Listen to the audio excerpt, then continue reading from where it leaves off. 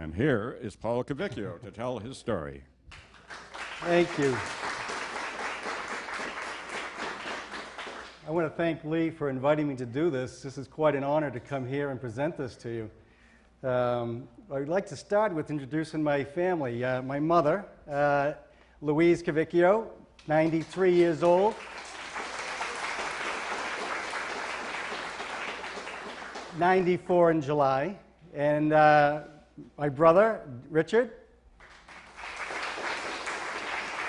My wife, Natasha. And my son, Jake.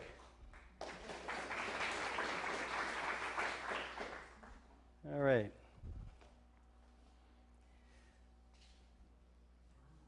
This is the farm. I guess it had to be in the teens or the 20s when this picture was taken. And my grandfather, Giuseppe, and his friend, I think his name was DiBiase, they bought a bicycle built for two, and they drove out from Somerville to buy a farm. And this is the farm that they bought, the two of them together. And they lived in, I guess you can do this, huh? This was the old farmhouse, which is still there today, and the barn, which is still there today. And this house down here used to belong to the Hoyles. I don't know if that name rings a bell to anyone here. And which my father purchased later on in life. And you can notice that there isn't any greenhouses in this picture at all. And the start of the greenhouses was right in this area here. But to notice, when we started out, when they bought the farm, it was a apple orchard down front. And Lee asked this morning what kind of apples, I'm not sure. And in the back pieces back here was vegetables.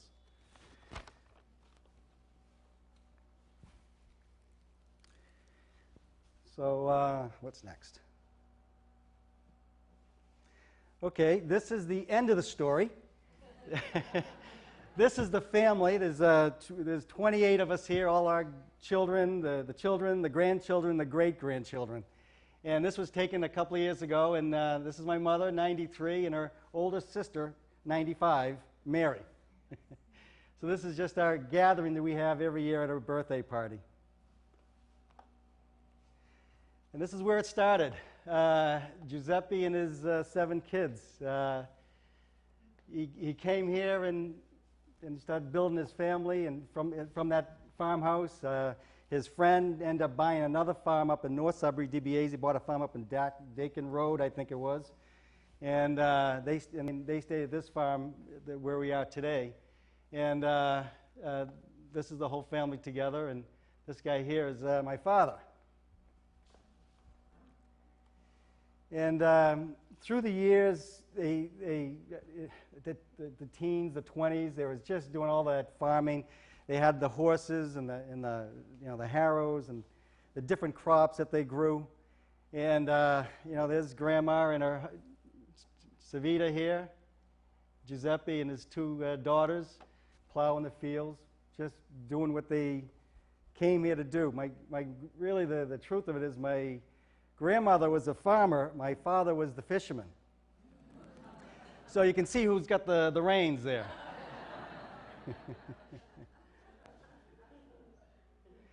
Now, this is an interesting picture because what's in my grandmother's hand is a seed, is a zucchini squash that came over from Italy. It was a special squash, not the zucchini we know today, but it was a real thin squash, nice for cooking, nice thin skin. It was very popular. She loved the farming. She loved her vegetables. This is a family that's growing up through the 20s. It looks like they have a couple of children in here, grandchildren. And it must be the one up there looking down. I think that's my oldest Aunt Ann, looking down at this one, making sure he's behaving. It's probably my cousin Joe. And very proud of what they did. Celery, he was just king of celery in the marketplace. They used to load up the horse and wagon and ride all the way to Faneuil Hall in Boston, where they would stay there and sell their crops through the night and then drive back the next day. So, and we did that, and I remember driving there myself in the 50s and 60s, delivering the vegetables. The same spot, the exact same spot in Faneuil Hall, on the steps. We didn't sell it ourselves. We had a broker that sold there, but it was the same thing. You delivered at night, and they sold it early in the morning to the fruit stands and the supermarkets and stuff. So they did that, and then later on, like I said, came the cars, and we delivered them by truck. What do we got? More pictures. Their first grandchild. Notice sometimes the background shots, you can see some of Sudbury there. There's, from the farm looking out, there's two hills in front of the farm. And this just shows one of them. I kind of like that. This is an old friend of my father, father being on the left here, and Arena, the father Arena on the right, and he had Arena Farms over there in Concord. And they were good friends. They grew up together. They might have even been, their families might have known each other in Italy. Out hunting. I still have that gun. My son Jake still has that gun. This is my Uncle Emmy. He and, well, the whole family, but he's the one that years ago we started the pig business. And I see a lot of old faces here in town. You all remember the pigs. Very well. But notice the background. There's the Congregational Church is back here. This here is all Concord Road. Yeah, all this is Concord Road up here. This is Codger Lane, dirt road.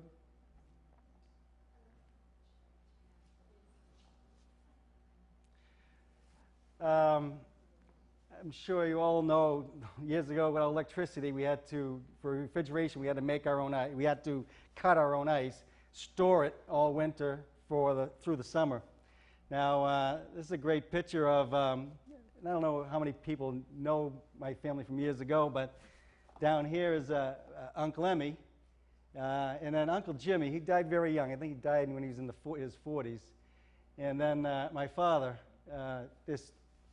getting all the ice together, stored in the barn, covering it with hay, and having it last through the summer for their refrigeration.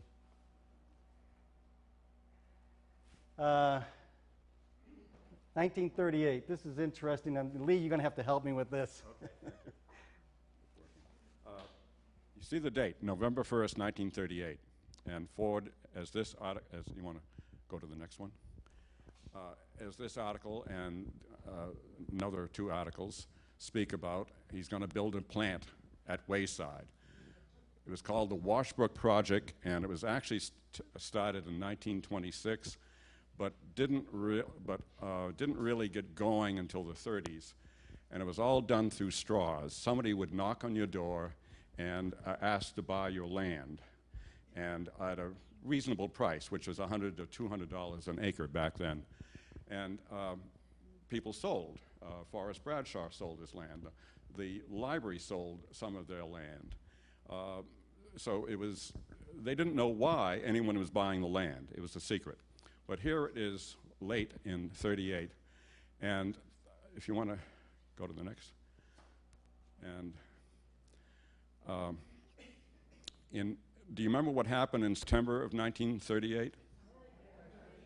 A little wind, a hurricane. Well, next.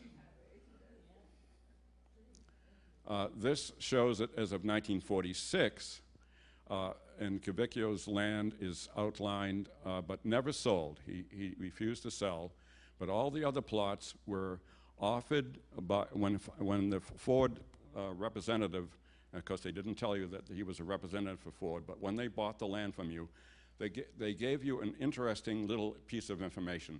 If they didn't use the land, they'd sell it back to you at the same price that you had just been paid. And these people did sell their land back that are enclosed. The red line represents Union Avenue, and you see at the bottom the Boston and Maine Railroad, and also the railroad going up there beside Union Avenue. So it was where Ford wanted to buy the land from Cavicchio, it made all the difference whether he could have a pond, an impounded pond, so this plant could be water powered. The plant was going to make Bakelite material, which is an early type of plastic and was used to make your distributor caps, distributor bodies, steering wheels, and other components of a Ford Motor Company product. So it didn't happen. But the thing was, as I noted in the dating, his grandfather could have sold out because he had been devastated by the hurricane. He lost all his apple trees, and he didn't. He stayed. So, thank you, Paul. I don't know why he stayed. They offered him 13 times the value to sell the land.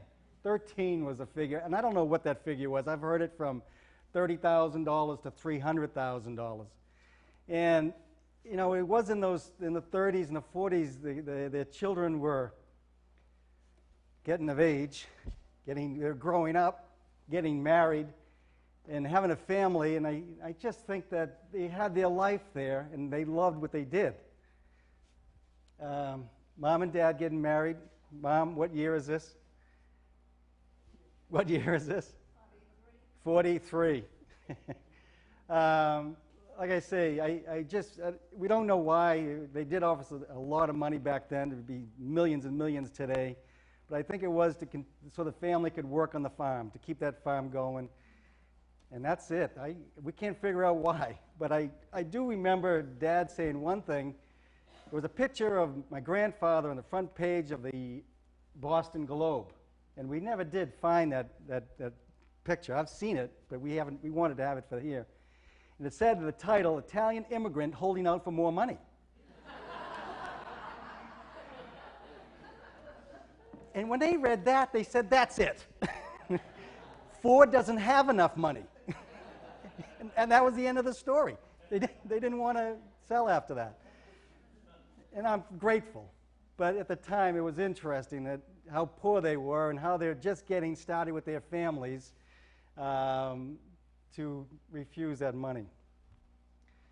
And, you know, just raising a family. This fat guy is me. They call me Butch. My oldest sister, Jean, and my youngest sister, Shirley. Dickie's not in this picture yet, but he's coming. There's Grandpa repairing the barn, all shingled. Roof was shingled, the sides was shingled. Beautiful old barn. Still have it today. We still have everything today. This is great. This is how I remember my grandfather, sitting by the radio listening to opera, smoking his pipe. This is how I remember him. And there's a radio. This is a great memory. There he is. There's Dick.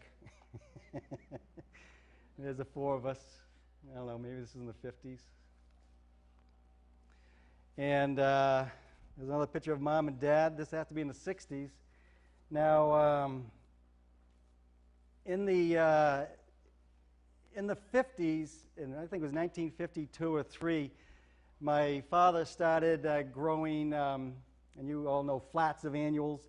You probably remember them in big wooden flats like this, and they had 12 plants in them. He was one of the ones that started that industry in New England. I shouldn't say New England, eastern New England, eastern Massachusetts. And we used to do that through the winter and sell it all by now, and we'd be out of business by the 1st of June. Then we'd go into the fields and plant our crops, all the lettuces and the tomatoes and the carrots and turnips and corn. And I'm sure in this room today, people can remember the corn that we used to sell down at the end of the road. It was always the earliest corn. It was the first corn in Massachusetts, and it was the sweetest corn. And we couldn't figure out why ours was so much sweeter than everyone else's. But it must have had something to do with that manure that we all remember in that soil. Because every spring, as you remember, we would spread it. and the whole 50 acres we'd be spreading manure. And it was tough getting on the school bus in the morning.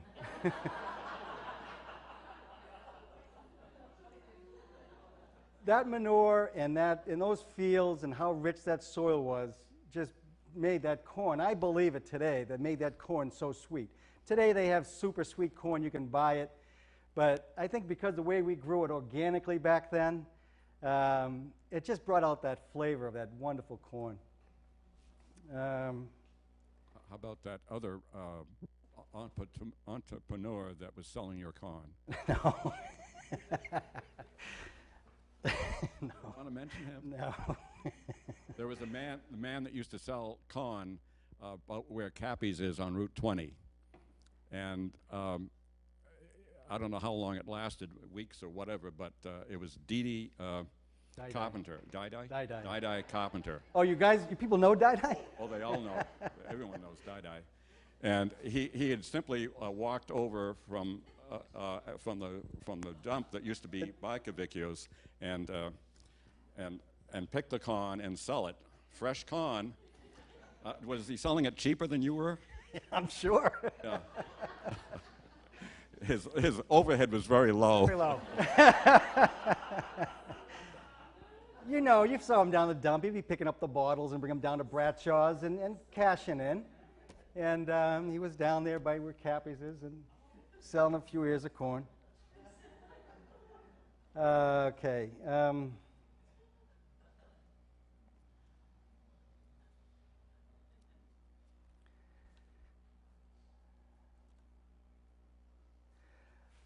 Good. What do we have next? There's Mom. Looks lovely. And there's Tasha and I when we got married. Oh, man, way after we got married. Yeah. That might have been yesterday. But what's happened over the years was, I ended up leaving the farm for a few years, and I was a carpenter for a while, and a truck driver for a while, and a fisherman for a while. And then, after being really hungry, came back to the farm. And Tasha and I got married in 1975, and we've been on the farm ever since. And I've been just trying the best to keep that farm going as a vegetable farm, and we worked hard at that right up until, well, today, but with the vegetables up until the 80s. As time went on, we got into flowers and potted plants and stuff. But I think that's a part number 2, because we'd like to show you a video that we produced a few years ago to tell people about our farm. No one really knows where our farm is. No one really sees it. And so we made a video that we put on the website also. And we'd like to show that to you now. Is that okay, Lee? Yeah. And this is just a video just giving you the overview of the farm and what we do in different places. I can get this to go. Double click. Okay, Lee, you're next. There you go.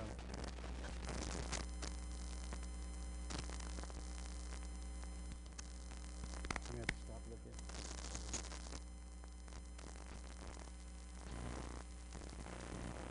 Takes a moment to load. A lot of the pictures from this video was taken from our helicopter.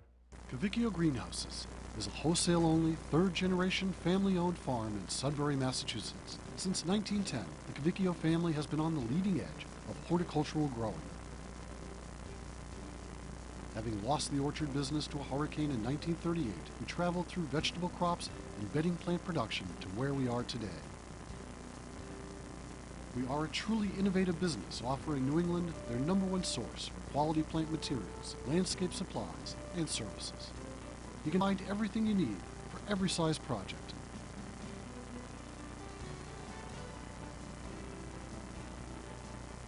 As the crow flies, he gets a great view throughout the season in Sudbury, Mass. Our 200-acre farm hosts fields with rotating crops of color and size. We continue to fill our growing and shipping fields as the crops come and go. One week they may be filled with color, the next green with new growth. The excitement is in the weekly changes as we all enter and exit our field-lined drive. Our customers find it thrilling to witness all seasons represented in our fields throughout the year. Our greenhouses foretell the coming of each season. 8 acres of inside growing space allows masses of annual crops each year. The sweet scent of spring and the jolly faces of pansies open our season in late March. But this doesn't last long. Annuals mean color, and color is what Cavicchio's is all about.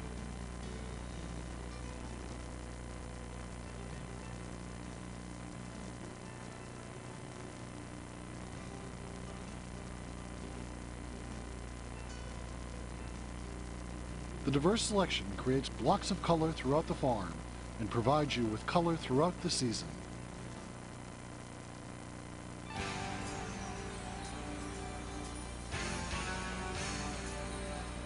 Our unsurpassed stone yard is always stocked with a great selection of pre-cut brand name paver and wall systems to keep your projects moving forward.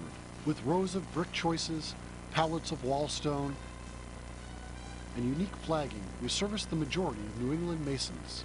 They find standard bluestone, exclusive treads, and many pattern stock varieties that are complemented by the service of custom fabrication, which is becoming very popular with all our contractors.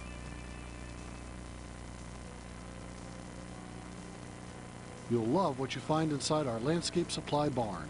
All your favorite brands in convenient sizes are available individually and by the case or pallet. Our landscape supply barn is readily stocked with all the tools and equipment required for both the simplest to the most specialized projects. Whether building a water feature, installing a lawn, or planting spring bulbs, you'll find everything you need here.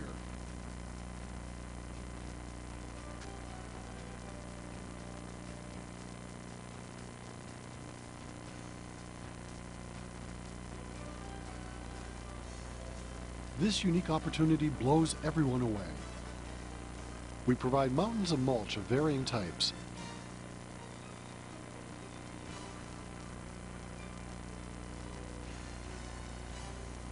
and 13 varieties of aggregate that supply masons, wall builders, excavators, and general contractors alike.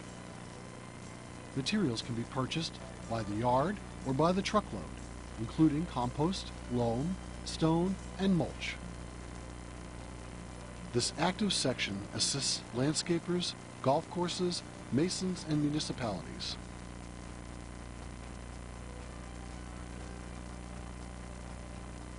Come see how convenient it is to begin and finalize your projects with us.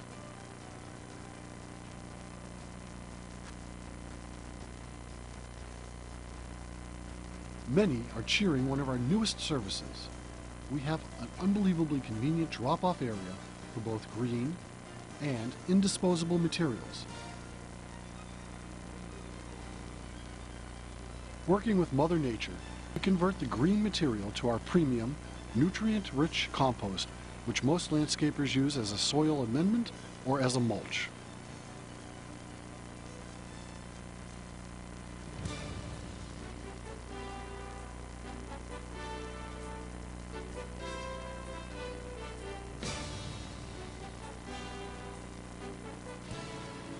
When visiting our Lincoln Road Nursery location, you'll find an active sales yard containing hundreds of varieties of the finest nursery stock and some of the most amazing specimen selections anywhere.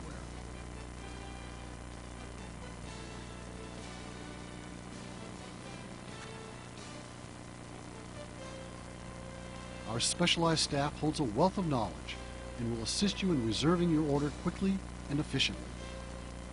Experience the Cavicchio difference by shopping the 35-acre yard, where service is outstanding and buying is a breeze. Our pickup area is a window to our business, offering a fantastic display of annuals, perennials, and nursery stock. It is an easy one-stop shopping experience where you can wander through the plant material to choose your own order. There are no minimums, and thousands of varieties to choose from throughout the season. You won't be able to resist our nursery stock products, with aisle after aisle of choice trees and shrubs to pull together your perfect order. We stock daily a dynamic collection of potted and hanging annuals, perennials, including specialty categories and exclusive tropicals to brighten everyone's garden.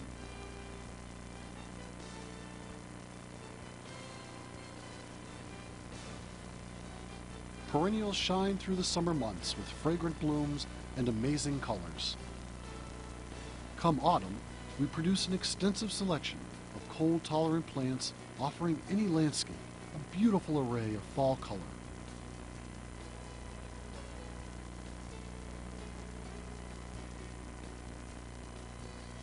Our full line of harvest decorations, including homegrown pumpkins and gourds, completes the fall offerings and complements our huge collection of garden mums. All are available in our pickup area. For the holidays, this area transforms into a holiday marketplace with our Cavicchio elves creating freshly made product, such as fragrant kissing balls, wreaths, and winter baskets.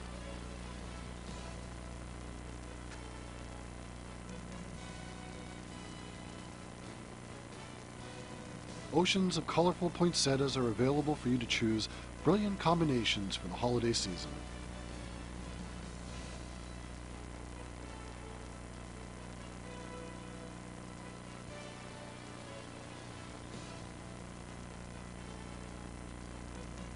The Marketplace shopping area is a festive collection of holiday greenery for you to select the order of your choice.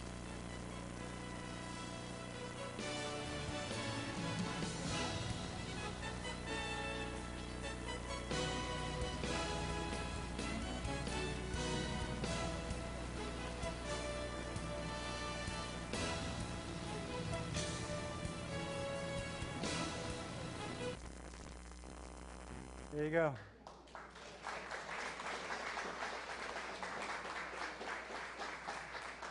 As you can see, the farm's come a little ways since 2010.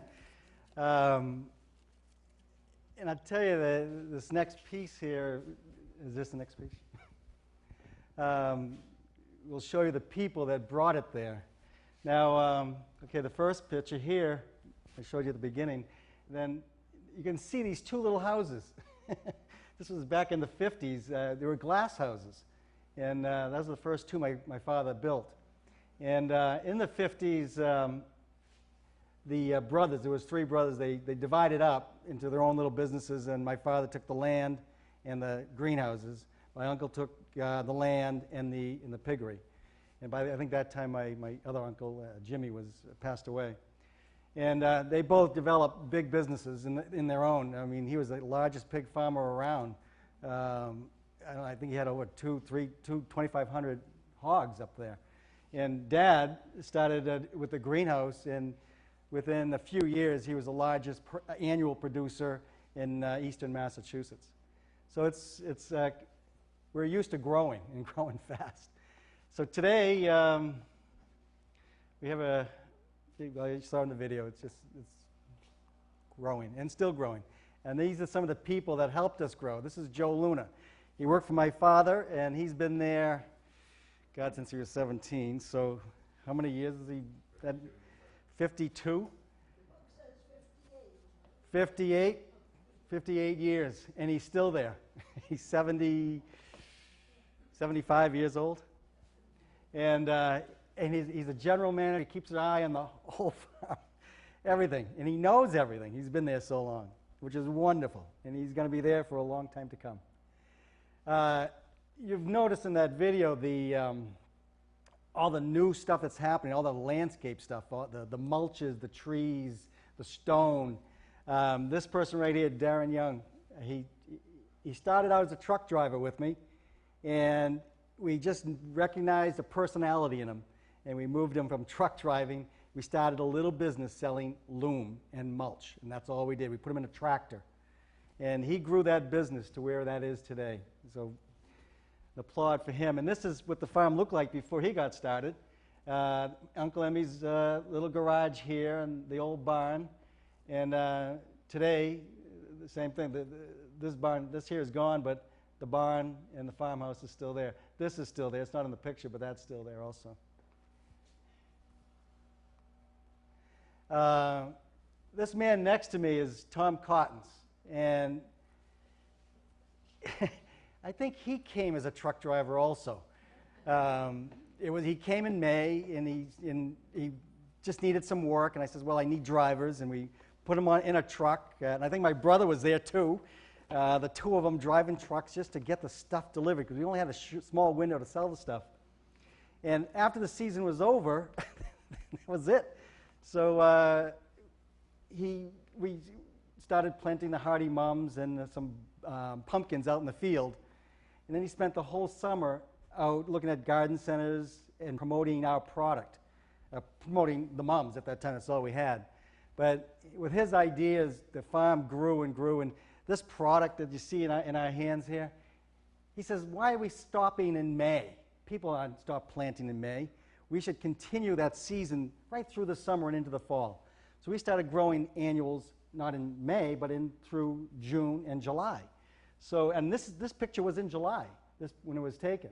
And this stuff was selling. People started to realize the season didn't end Memorial Day. And today, and just tell you what kind of a leader he is, today, every greenhouse, every nursery does what we do. They produce annuals, they produce perennials that are in color all the way from June right until September, October. In October, we have cabbage and kale, we have mums, we have pansies.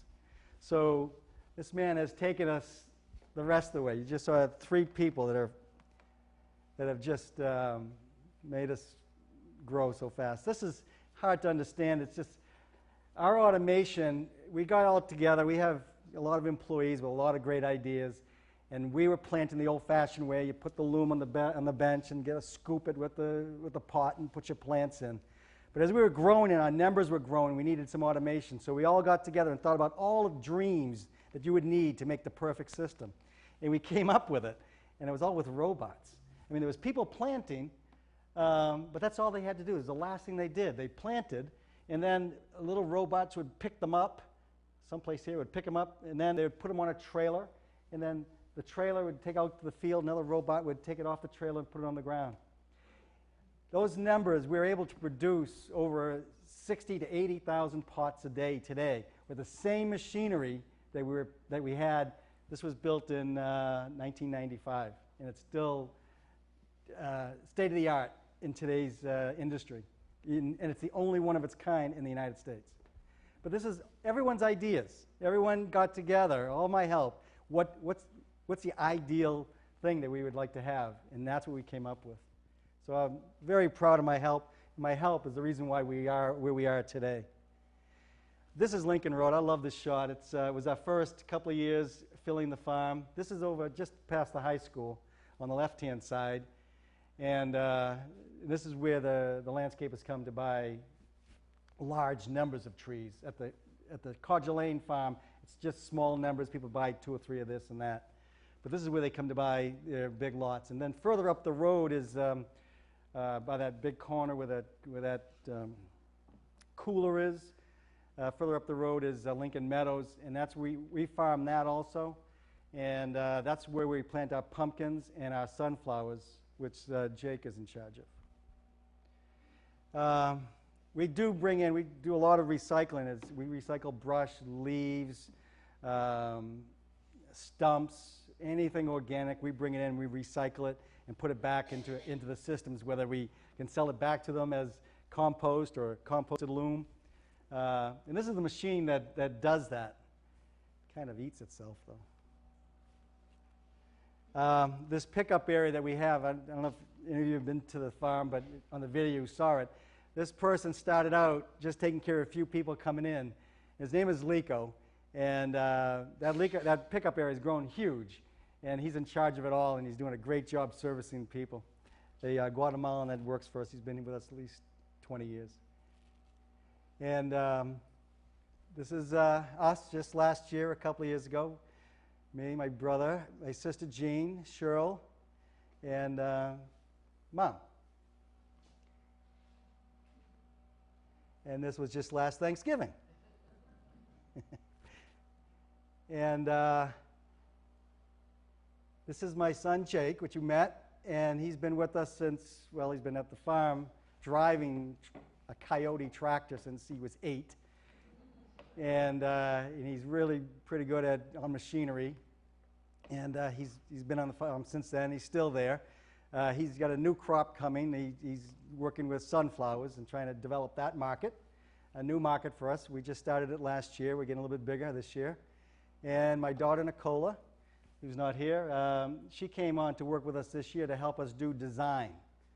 You can see we do a lot with Christmas, and we do a lot in the spring, potting up big pots for people. And so she's going to be doing that. So you saw the beginning, you saw the end of the story, our family, and this is the future right here. And that's my story. Thank you all for coming.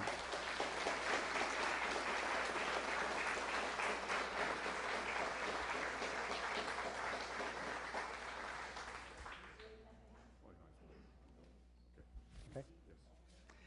I talked a lot. Any questions? Yes. Wait until wait. This is being recorded, so please wait until get the microphone to you. Did you go to school to learn anything about agriculture? No, I learned it on the farm. It all day to day.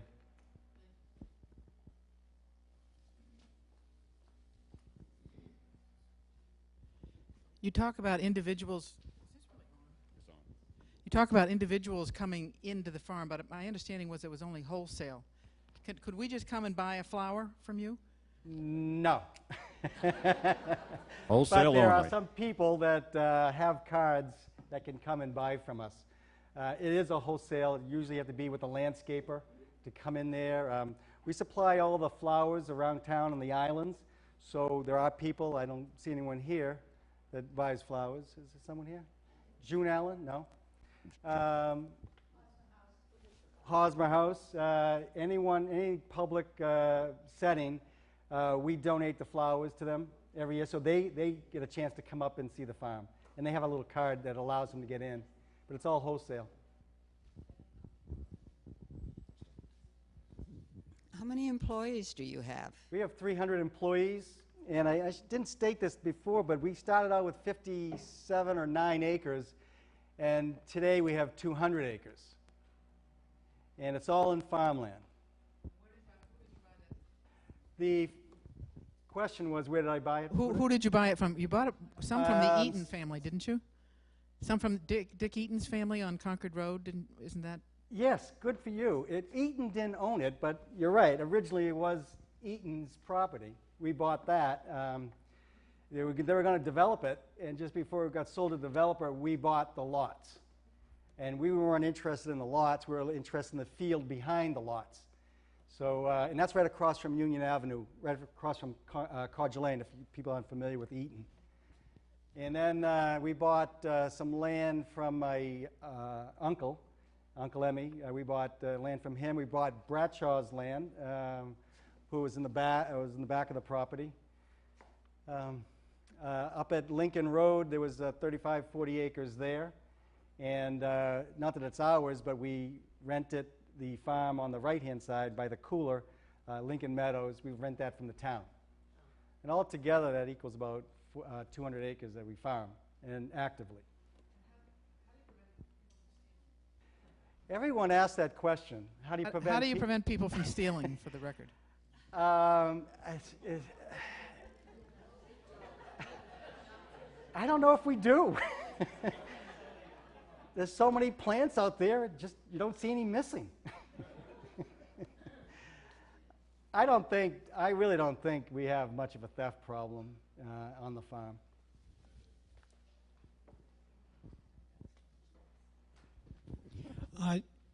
How much of the damage that was caused in the fire that you just had, can you show us on the map? Is the kind of thing that it's going to take a long time to recover from? if Lee wants to find the picture of the overhead of the farm, but it was about 2.5 to 3 acres of greenhouse. We have about 10 acres of greenhouses today, starting from those 2 little glass houses that my father started with in the 50s. About 2.5 acres was destroyed, so about a third of the greenhouses were burnt down. A third of the greenhouses were burnt down. And we are Friday, we just got cleared with the insurance company to knock it down and rebuild. And that's what we're going to do.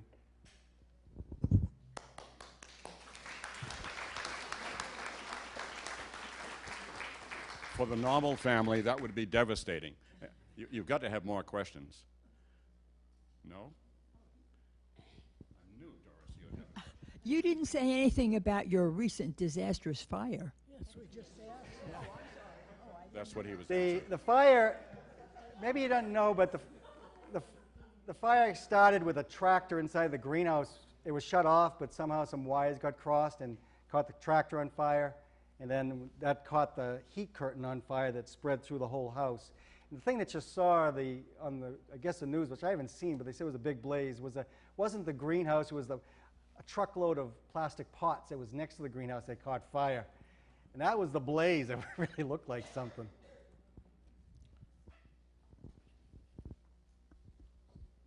Do you know, was your grandfather popular when he made his decision to keep the farm, or what was the repercussions in town?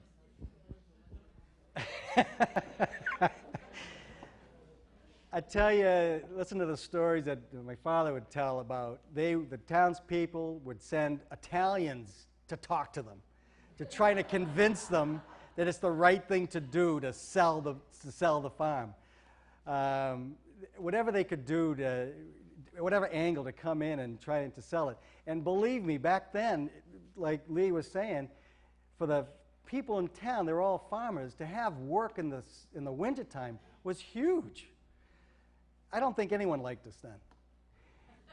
I think they were just mad that that happened and we didn't have that factory in town. And then on top of that, we get in the pig business and then we stink up the farm.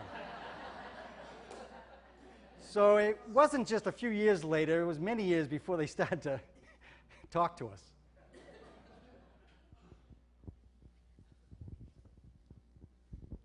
How did your grandfather know to come to Sudbury and not somewhere else?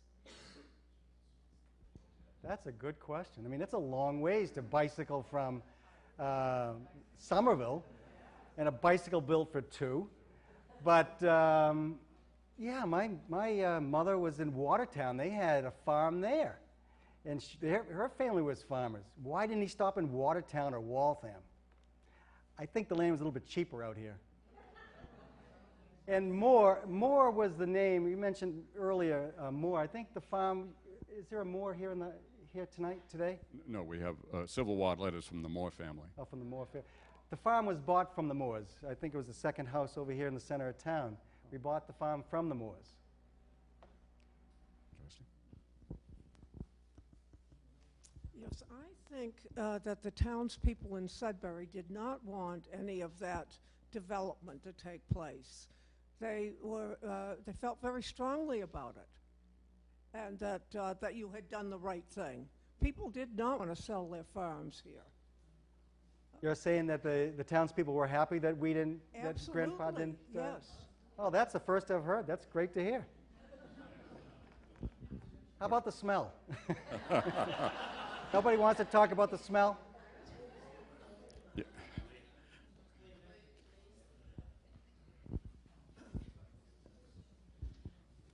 I was thinking perhaps maybe your grandmother came out from Watertown to the chapel on Mossman Road. A lot of the Italians came from all around. I'm sorry, what was the question? So-called Italian chapel in Moss Road. Mossman Road, the chapel on Mossman Road. They come out in buses. I know we had a friend, Hodder, Hazel Hodder, that was a member of that church. And I know that Mom and her were best of friends, and she spent a lot of time there with her. No, Hazel Hodder? Isn't that the one, the church on Mossman Road? Oh. Used to call it the Italian picnic ground. Way down there. Came from all over. I don't know. It was a North End Italian group that bought land out here on Mossman Road back in the 20s. We did a program about it, and they would attract 30,000 people in the summer, All Italians? all Italian, from that very small town in Italy, to go to the chapel and have a great picnic. Amazing. I actually have two questions. So the first question, can you tell me, did your grandfather start the pig farm, or did that not start until your Uncle Emmy started it? Geez, I don't know. Maybe my mother can answer that. I kind of have a feeling when the boys start getting older, they start having pigs. And I think that as the three brothers, the Cavicchio brothers, they started the pig farm. And that was in the 40s, I think. Okay, one other question. Can you tell me how your parents met? Again, yes. Dad had to drive into Faneuil Hall in the 30s, 20s, 30s, 40s to sell the vegetables. And every farmer had to do that. And Frank Iodice was one of those people that was on the steps of Faneuil Hall selling his vegetables, and so that's how they met. And he met Frank Iodice, my mother's father. So that's how they got introduced. They were good friends, and they talked and whatnot. And all of my uncles were farmers. Yeah, they're all my, hold on, yes, all Mom's sisters married farmers, and they all come from that Faneuil Hall, on the steps of Faneuil Hall. I don't think Grandpa was really selling vegetables.